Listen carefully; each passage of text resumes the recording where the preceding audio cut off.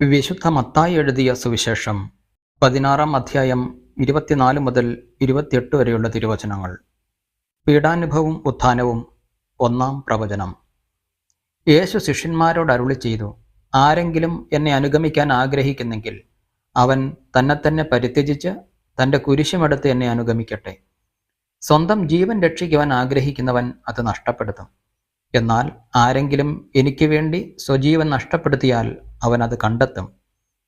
ഒരുവൻ ലോകം മുഴുവൻ നേടിയാലും സ്വന്തം ആത്മാവിനെ നഷ്ടപ്പെടുത്തിയാൽ അവന് എന്ത് പ്രയോജനം? ഒരുവൻ സ്വന്തം ആത്മാവിന് പകരമായി എന്തു കൊടുക്കും?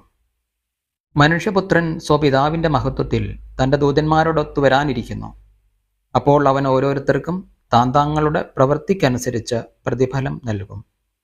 മനുഷ്യപുത്രൻ തൻ്റെ രാജ്യത്തിൽ വരുന്നത് ദർശിക്കുന്നതിന് മുമ്പ് ഇവിടെ നിൽക്കുന്നവരിൽ ചിലർ മരിക്കുകയില്ലെന്ന് സത്യമായി ഞാൻ നിങ്ങളോട് പറയുന്നു. നമ്മുടെ കർത്താവായ മിശിഹായിക്ക് സ്തുതി.